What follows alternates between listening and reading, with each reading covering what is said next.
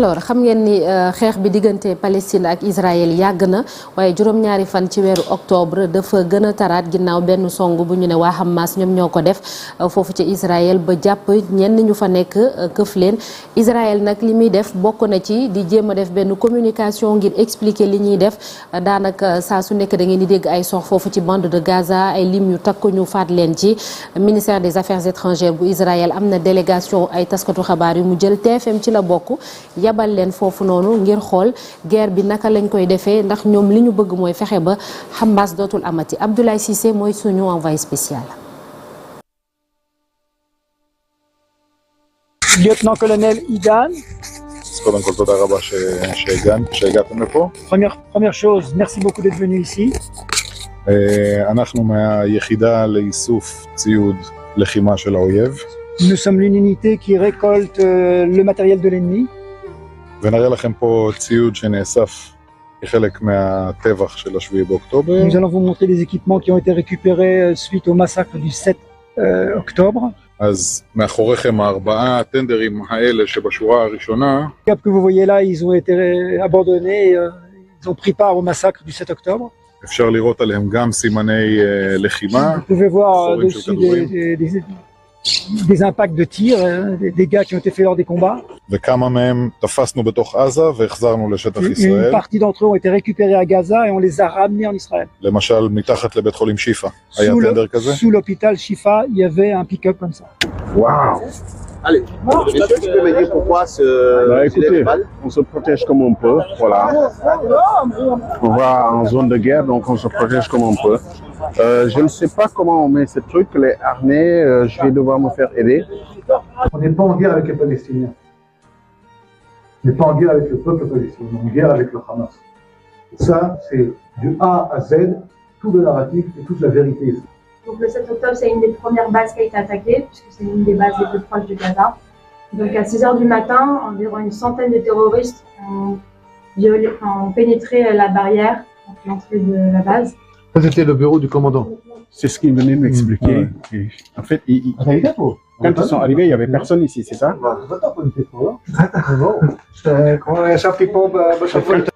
Comme un symbole, nous terminons cette visite par ici, dans ce qui faisait encore office du bureau du commandant du camp de base. Et comme un symbole, ces pots de fraises est le seul rescapé de cette attaque du 7 octobre. Le mur derrière vous, c'est Devant vous, la barrière qui sépare la bande de Gaza de l'État d'Israël.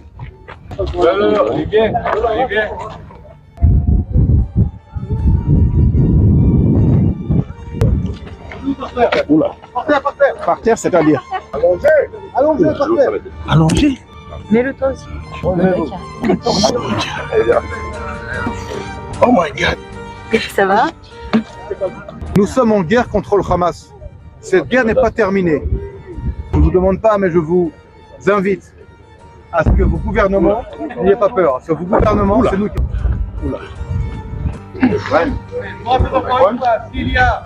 S'il y a une alerte, on disperse, on s'allonge par terre et on met les mains sur la tête.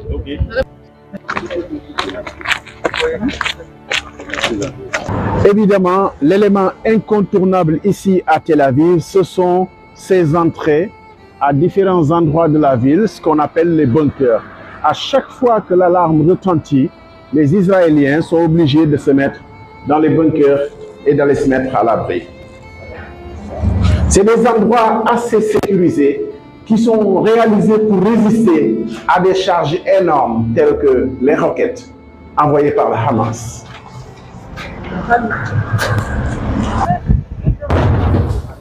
Merci beaucoup Abdoulaye Cissé mu nekkoon benn petite visite guidée Chérif foofu ca Israël ci attaque 7 octobre bi foofule bon on le précise encore une fois bien vrai que c'est évident ministère affaires étrangères ñoom ñoo jël benn délégation yóbbu leen foofu donc voilà li nga xamante ne xañ na ñoom ni ñu gisee guerre bi wala ni ñu koy mënee ñoom noonu la loolu la ñuy wan délégation bi ñu yóbbu foofu. waaw guerre bi mi ngi bëgg a yàgg parce que le 7 octobre ba léegi daanaka mi ngi dugg ci daanaka ñeenteel bu weer muy loo xamante ni mi ngi commencé bari te boo xoolee ñoom Israël it daanaka dañuy salfaañi sax li nga xamante ni mooy àq ak yelleefu doomu aadama ndax la fa nekk am nañu ko sax tuddee génocide à huis clos. C'est vrai que am nañ doole tey jii sax même le secrétaire d'État américain on dit que il est attendu encore dans la zone muy Anthony Blinken muy ni kon ñoom ñi nga xamante ni mooy les puissances nekk fële ci conseil de sécurité dañuy jàppale Israël ñuy salfaañe yoon ñoom ñi nga xamante ni nag ñoom Palestine parce que c'est vrai que Hamas ñoo indi attaque bi ci octobre ak la fa xew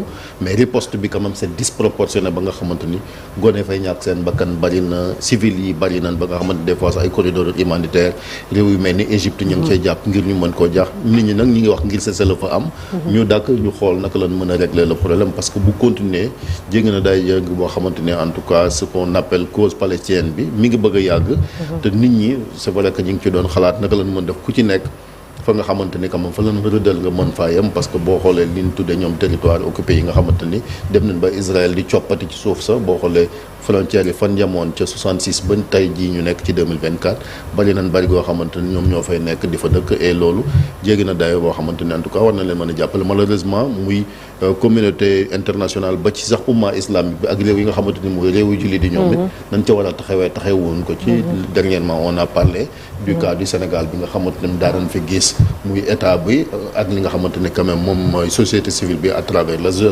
associations islamiques yi déggun seen voix ci li nga xamante ni mooy conflit bii am dernièrement lan moo ko waral nag bon comme ni nga ko waxee parce que dem nañ ba Israël aussi ci yu bëri ñu ngi ci dugg même réew mu fa Sénégal ci mbiram sécurité ci mbiram développement et cetera. ñoom boo leen déggee ñuy wax sax li ñuy faral di wax mooy d'habitude dañ daan mener politique sous la table mais loolu dootuñu ko defati léegi politique sur la table maintenant parce que nee nañu dafa am réew yoo xam ne dañuy jokkalante ak ñoom di leen dimbali ci wàllum sécurité wàllum agriculture ak yu ni mel te ñu dem ci parallèlement di taxawaale Palestine ñoom nag dañoo gis ni loolu waratu la nekk moo tax certainement ñuy def seen position bi et puis jeu clair obscur bi nga xam ne yenn puissance yi ñu ngi koy mën a yaa ngi koy wax États-Unis bu toogee day wax ay cessez-le-feu di wax ay couloir humanitaire terewul ñoom ñoo leen di jàppale ba tey itam bu résolution amee fële ñoom ñooy poser seen veto ñoo def seen veto fële nga xamante ne moom mooy ci conseil de sécurité le monde musulman très divisé également et donc conséquences yaa ngi nii muy loo xamante ni jéggi na day jógoo xam ne des fois yaa ngi dégg ñu ne naka la mën def ba ay ñoom Netanyahu en tout cas xam ne premier ministre ak ña fa nekk nu leen mën a yóbboo ci cour pénale mais loolu kenn mënu ko xalaat parce que